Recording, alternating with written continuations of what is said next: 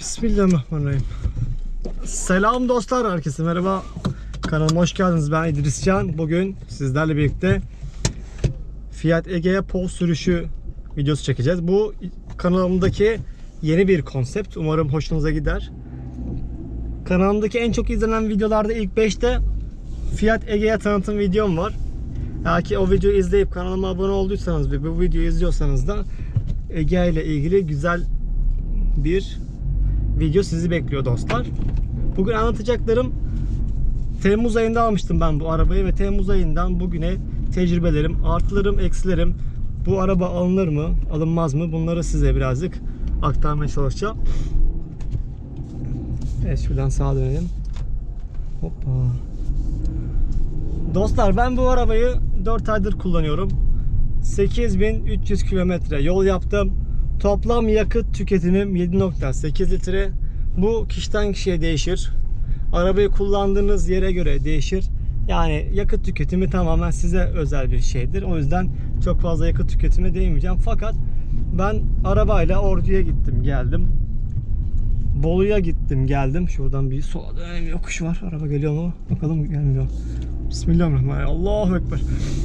Şimdi Ordu'ya gittim geldim. Bolu'ya gittim geldim. Bursa'ya gittim geldim. Allah. Araba bayıldı mı ya, yoksa bayamadı. Evet. Ve 7.8'lik bir ortalama yakıt tüketim var. Onu sıfırlamadım. Bunu da başta belirtmek istiyorum. Şimdi ben bu arabayı Temmuz ayında 365 bin liraydı.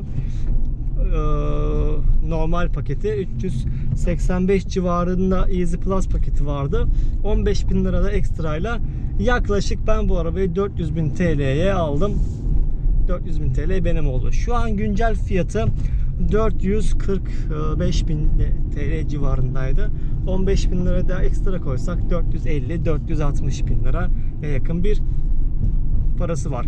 Şimdi size bir soru sormak istiyorum. 460 bin liranız olsa ve şu an bir araba alsanız alacağınız araba ne olurdu? Şimdi bu araba gördüğünüz gibi manuel.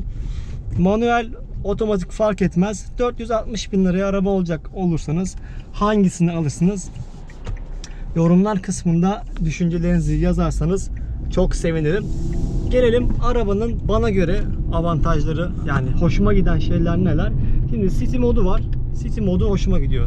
Bilmeyenler için söyleyeyim. City modu şehir içinde direksiyonun biraz daha hafifleşmesini sağlıyor ki yani sürekli kendinizi yormak zorunda kalmıyorsunuz. Bu City modu hoşuma gidiyor. Bagajı buradan açabiliyorsunuz. Ayrıyetten anahtar var. Anahtardan bagajı da açabiliyorsunuz. Bu da hoşuma giden bir şey. Bunun haricinde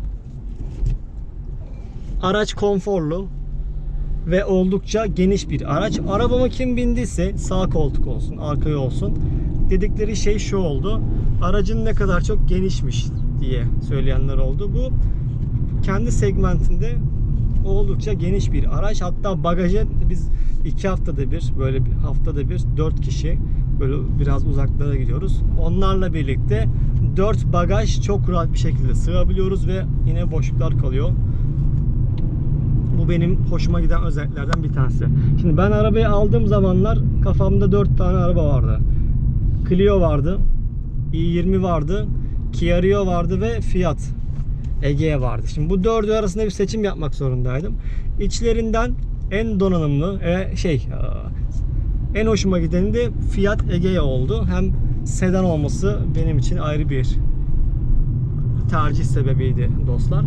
Şimdi bu arabayı bana göre avantajını söyledim ve dezavantajları, yani geliştirilmesi gereken yerleri söylemek istiyorum. Şimdi burada güzel bir ekran var değil mi? Easy Plus pakette ekran geliyor. Şimdi bu ekran sadece müzik dinlemeye, işte medya, telefona bağlamaya, ses ayarı, trip, bunları görmeye yarıyor. Yani eğer siz bir CarPlay desteği bekliyorsanız da Easy Plus pakette bu ekranda ne yazık ki böyle bir seçenek yok. Şimdi ben bu arabayı alırken yetkili satıcıda birisi bana dedi ki bu araba orijinal telefon kablosuyla CarPlay destekliyor. Benim telefonum iPhone ve gittim iPhone'un orijinal kablosunu aldım 400 TL'ye. Sonra bu kabloyu taktım fakat hiçbir şey olmadı. Çalışmadı. Ne yazık ki çalışmıyormuş. Sonra internetten bir telefon bulmuştum, birisinin telefonu. Aradım onu. Sizde bu CarPlay destekli olanı var mı diye sordum. Var dediler. 4000 TL'ye yakın bir fiyat istediler. Ben de kabul etmedim. Dedim ki orijinalliği kalsın. CarPlay'de olmayıversin. Şimdi bu benim için bir eksi. Bunun haricinde aracı alırken geri görüş kamerası yoktu. Ben ekstra taktırmak istedim yetkili servisinde. Şimdi yetkili serviste taktılar. Ben aracı alırken çok fazla araştırma yapmadığım için geri görüş kamerasını bu ekranda sanıyordum. Artı geri görüşü geri gelirken de normalde ne olması lazım? Bir ses gelmesi lazım değil mi? Hani yakınında uzağımda bir şey varsa yaklaştıkça böyle dıt dıt dıt dıt dıt dıt diye ses gelmesi lazım. Fakat abi böyle bir ses yok yani. Sadece şurada yukarıda görüntüsü var. Sadece burada ve ses yok. Bu da beni üzen bir şeydi.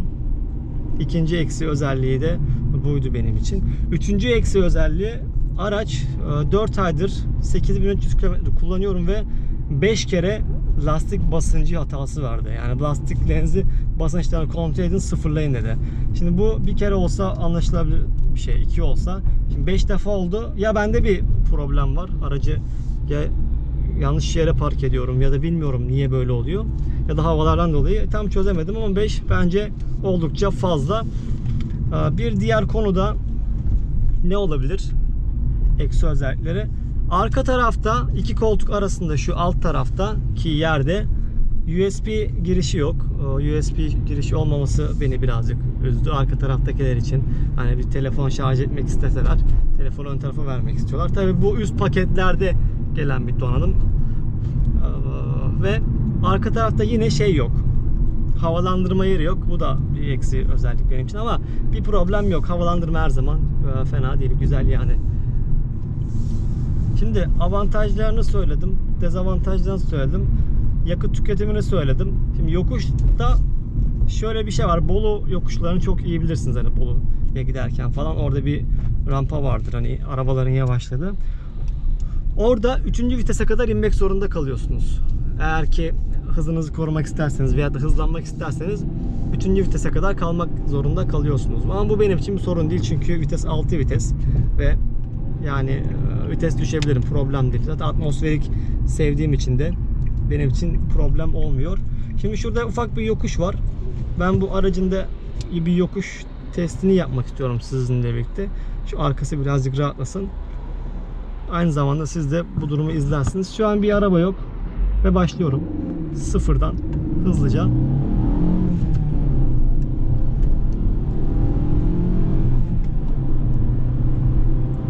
Evet. Şu an 80-90 kilometreye ulaştım. Şöyle yavaşlayalım. Sizce yokuştaki performansı nasıl? Allah. Buyurun motosiklet bey. Geçiniz. Tıkla gelsin. Geç neyse. Adam yol verdi bize. Eyvallah kral. Ya yokuşta fena değil aslında ya. Bence gidiyor araba ya. Ama çok bağırıyor. Atmosferik de motoru var. 3000, 4000, 5000 devri görmek zorunda hissediyorum açıkçası.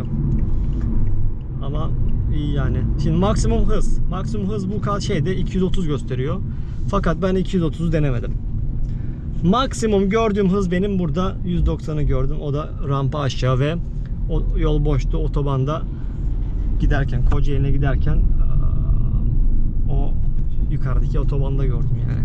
Ama çok da fazla hız tabii ki kimseye önermiyoruz. Mümkünse eğer ki bir pist ortamı varsa, güvenliğin olduğu, trafiğe kapalı olduğu bir yer varsa orada gerekli denemenizi yapabilirsiniz. Ve virajlarda falan da araç gayet iyi. Çok fazla savurmuyor. Ya da ben öyle hissediyorum. Birkaç kere bir önden kayma yaşadım. O da ıslak bir zemin vardı. Orada bir deneme amaçlı birazcık hızlı girdim ve önden kaymaya başladı. Tabii araç kaymaya başlayınca otomatikman burada göstergesi var. O yanıyor ve sizi uyarıyor. Orada panik yapmayıp frene basıp ABS'yi de devreye sokarak rahatlıkla arabayı kontrol edebilirsiniz. Tabii eskiden olsa frene bastığınız zaman araç kendini kilitleyip daha çok kayardınız. Artık öyle bir şey yok. Daha rahat bir şekilde aracı kontrol edebilirsiniz. Dostlarım benim şu an anlatacaklarım bu kadardı. Fiat Egea videosu çok kişi yorumlar kısmında özellikle bana sürekli yazıyor. Hani Egea videosu çeker misin diye. Ben de siz istediniz. Aklıma böyle bir fikir geldi.